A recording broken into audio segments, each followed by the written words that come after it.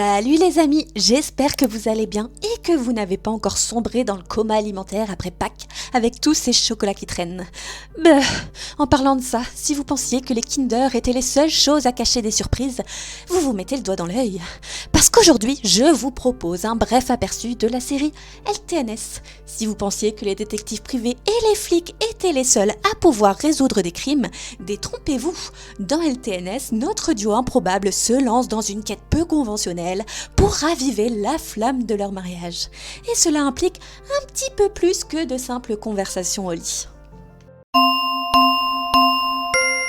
Imaginez un couple marié tellement débordé par le boulot qu'ils ne trouvent même plus le temps de faire plus qu'une sieste sous la couette. Et pour pimenter leur quotidien et surtout remplir leur porte-monnaie, ils se lancent dans un business un peu, spécial. Le chantage. Oui, vous avez bien entendu, le chantage. Parce que quand votre propre vie sexuelle ressemble au désert de Gobi, pourquoi ne pas se faire un peu d'argent en dévoilant les infidélités des autres ? Maintenant, vous devez sûrement penser que ce sont des vautours sans scrupules. Et vous n'avez pas tort. Mais attendez de connaître leur histoire. On passe du rire aux larmes plus vite qu'un swipe sur Tinder. Ces couples infidèles ne sont pas juste des cibles. Ce sont des miroirs reflétant le désespoir de nos héros. Et croyez-moi, ça devient vraiment touchant. Bon, je dois quand même avouer que l'héroïne est un peu, perturbée ou perchée.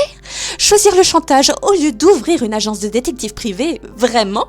Mais bon, qui suis-je pour juger ? Peut-être qu'elle devrait plutôt consulter un psy ou imiter Arsène Lupin plus correctement. Et que dire du mari ? Il incarne parfaitement le rôle de la brivante de camp de Desperate Housewives.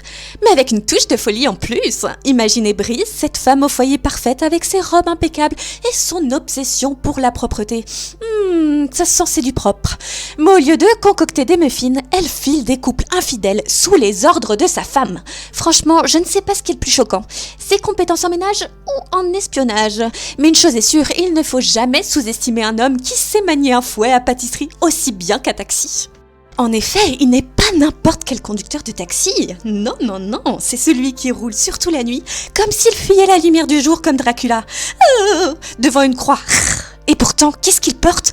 Des lunettes de soleil. Oui, vous avez bien entendu. Des lunettes de soleil en pleine nuit. On se demande ce qu'il peut voir. On dirait qu'il se prend pour le dernier super-héros à la mode ou qu'il cherche désespérément à ressembler à Gilbert Montagnier. On va s'aimer. Et ce n'est pas tout. Ajoutez à cela des gants en cuir parce que rouler de nuit, c'est pas seulement pour l'ambiance, c'est aussi pour entretenir le mystère.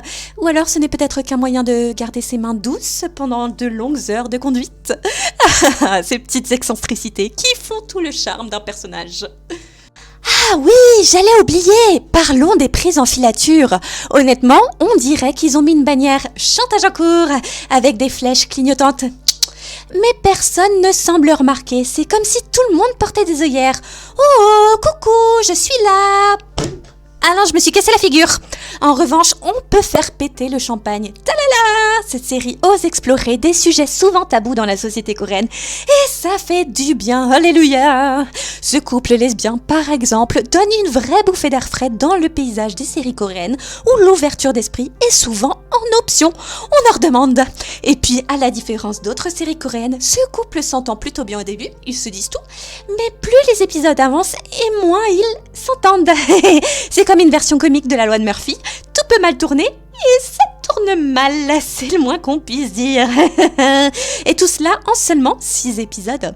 Alors, maintenant que l'on sait comment ça se termine pour nos maîtres chanteurs, peut-être qu'on pourra voir comment se débrouillent les couples dans des relations longues mais sans engagement officiel dans une saison 2.